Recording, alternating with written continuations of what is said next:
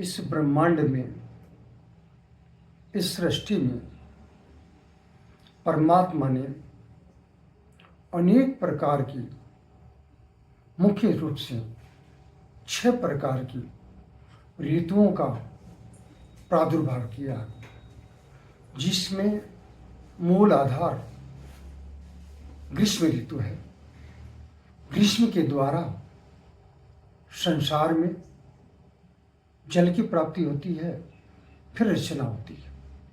ये जितने भी मौसम हैं, समय है जो परिवर्तनशील है, ये हमें कह रहे हैं हमारे जीवन में जो आज है वो कल नहीं रहेगा, जो कल होगा वो आगे नहीं रहेगा। हमेशा सतत परिवर्तन है। सृष्टि का परिवर्तन ही मुख्य नियम है।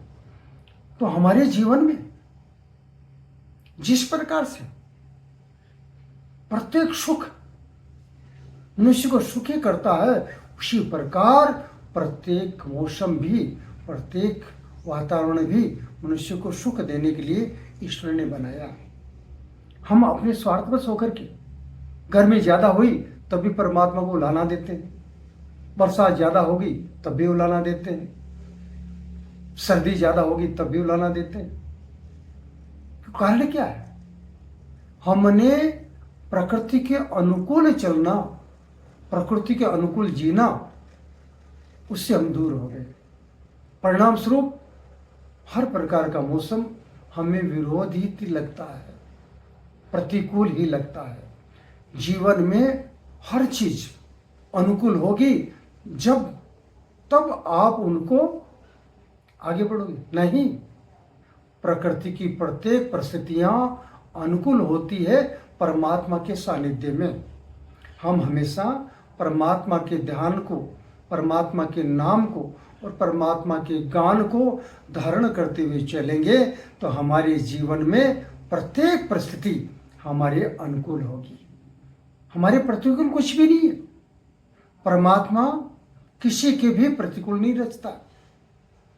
और सुख दुख, हानि लाभ, जन्म मरण, जस अपजस, ये मनुष्य के अपने कर्मों के द्वारा उससे प्राप्त होता है।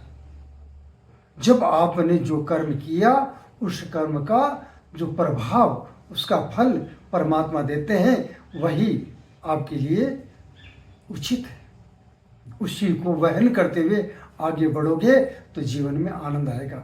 जैसे एक विद्यार्थी सतत अभ्यास करके ज्ञान को प्राप्त कर सकता है, ऐसे एक संत सतत परमात्मा के नाम को जप करके परमात्मा को प्राप्त कर सकता है।